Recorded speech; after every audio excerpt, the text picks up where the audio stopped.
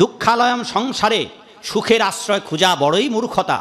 কারণ গীতায় ভগবান বলেছেন এই জগৎটা দুঃখের আলয়, এখানে থেকে আপনারা নিরবচ্ছিন্ন সুখ পাবেন না।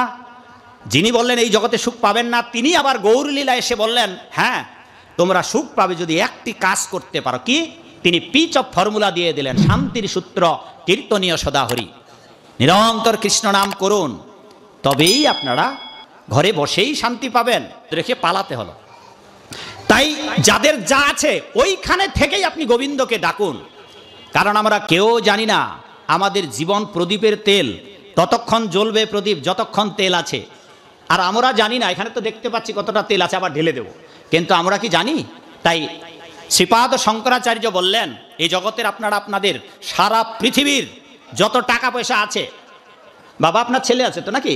ছেলে আছে, মেয়ে আছে? ছেলে মেয়ে কিচ্ছু নেই? ব্রহ্মচারী? অভাগা? ভাগ্যবান। দুইজন ছেলে?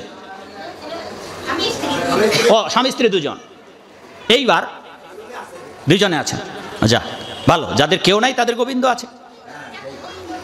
আচ্ছা এই বাবাকে সারা পৃথিবীর টাকাগুলো যদি ওনার স্ত্রীকে দেওয়া হয়, মা আসছে, আপনার স্ত্রী আসছেন? হ্যাঁ মা, আপনাকে আমরা সারা পৃথিবীর টাকাগুলো দেওয়ার ব্যবস্থা করলাম। সারা পৃথিবীর সমস্ত টাকা মাকে দেওয়া হলো। আর মাকে যদি টাকাগুলো দিয়ে বলা হয় যে বাপটাকে 18 বছরের যুবক করে নিয়ে আসেন, হবে? হবে? সেই জন্য শঙ্করাচার্য যিনি স্বয়ং শিবের অবতার, তিনি বললেন জগতের সমস্ত টাকার বিনিময়ে আপনি আপনার জীবনের আয়ু 1 মিনিটও নিয়ে আসতে পারবেন না। তা আমাদের যত জীবনের আয়ু চলে গেছে যেতে দিন, আর যেতেই থাকবে না দিতে গেলেও। এ বাবা এখানে ভেতরে আছেন কেউ কারা কারা বিয়ে করেন নাই? বাবা একজন হাত তুলো তো, কে কে বিয়ে করেন নাই? আচ্ছা আচ্ছা হাত তুলুন, হাত তুলুন। আচ্ছা ঠিক আছে, ঠিক আছে বাবা, ঠিক আছে। আচ্ছা কি নাম বাবা তোমার? হ্যাঁ সংলাপ চক্রবর্তী। কোটি কোটি প্রণাম ব্রাহ্মণ ঠাকুর। সংলাপ। আচ্ছা বাবা আজকে তো বাড়িতে গিয়ে ঘুমাবে? হ্যাঁ আজকে ঘুমাবে যারা যারা বিয়ে করেন নাই। আচ্ছা বিয়ে করার স্বাদ যদি আজকে রাতেই নষ্ট হয়ে যায়, আর যদি এই রকমটা হয়ে যায় বাবা, সংলাপ বাড়িতে গিয়ে শীতের দিন লেপ নিয়ে ঘুমিয়ে করে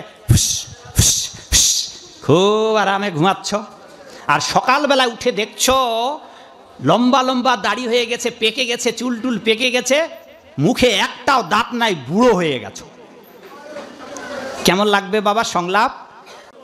তো জগতের সমস্ত সুন্দরী দিয়ে যদি একটা সুন্দরী করা হয়, বৈকুণ্ঠে যখন যাবেন বয়স হবে 15 বছর, তখন ওই সুন্দরীর একটা নখের কাছে এই জগতের সমস্ত সৌন্দর্যের যে একটা নারী তা তুচ্ছ একেবারে। সেখানে আচার্যরা বলেছেন ভেড়া ছাগলের বাচ্চার মতো দেখাবে। তাহলে বুঝুন আমরা বৈকুণ্ঠে গেলে কতটা সুন্দর হয়ে যাব। তাহলে এখানে শুধু এইটুকু যদি কষ্ট করে যেতে পারি, 4টি পরীক্ষায় পাস করতে পারি, তো জীবনে আর কোনোদিন বুড়াবুড়ি হতে হবে না।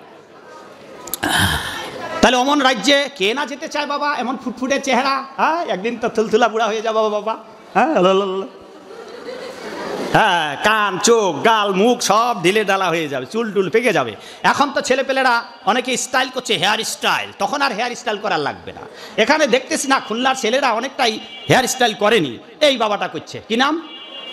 হ্যাঁ ও তো আর এদিকও নাই এদিকও নাই, মাঝখানে কেউ কেউ আবার রাখে, ওটা আর ওরকম করেনি, শুধু এইদিক নাই এদিক নাই, আবার কেউ এদিক নাই এদিক নাই, মাঝখানে এরকম করে মুরগি স্টাইল করে থুয়ে দেয়। কারো আবার সামনের দিকে নাই পেছনের দিকে আছে, কারো পিছনের দিকে নাই সামনের দিকে আছে। তো যদি আপনারা বৈকুণ্ঠে যেতে পারেন তখন এই মনে আর করার লাগবে না। হ্যাঁ ছেলেরা যদি মনে করে, তাহলে মেয়েরা ভাবছে যে ওরা যদি হেয়ার স্টাইল করতে পারে, আমরাই বা কেমন করতে পারবো না? কেউ বা ইউ কাটিং, না কেটে ভি, কেউ বা লেয়ার, কত রকমের স্টাইল। ছেলেরা গেঞ্জি পরে ঘুরে বেড়াতে পারে, হাওয়া খেতে পারে, তো আমরা আমাদের পিঠটা জানালা বানায় ঘুরে বেড়াবো? দয়া করে এগুলো করবেন না। আর এখনকার ছেলে পেলে এখন দেখতেছি বড় বড় শহরে বিশ্ববিদ্যালয় পড়ে অনেক ছেলে দেখতেছি, আর আমরা ছোটবেলায় প্রাইমারিতে যখন পড়ি তখন আমরা হাফ প্যান্ট পরে ঘুরে বেড়াইছিলাম, আর এখন বিশ্ববিদ্যালয়ের ছেলেগুলো হাফ প্যান্ট পরে বেড়াচ্ছে। কি নির্লজ্জের প্রদর্শনী না আধুনিক সভ্যতার কি দৌরাত্ম্য? যদি এইরকম কেউ নির্লজ্জের মতো ঘুরে বেড়ায়, জগতে আর কোনোদিন মনুষ্যকুলে জন্মগ্রহণের সুযোগ পাবেন না। কারণ এই জগতে কেবল মানুষ ছাড়া নিজেদের লজ্জিত অঙ্গ জগতের কোনো প্রাণী ঢাকাতে পারে না।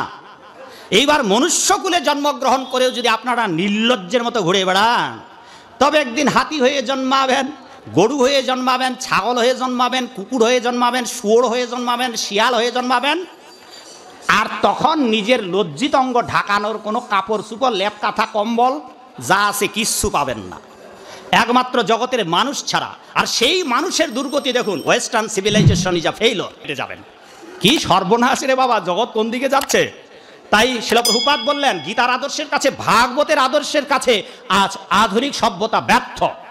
সেই জন্য প্রহ্লাদ মহারাজের আহ্বান, ঘরে ঘরে গীতা ভাগবতের চর্চা করুন।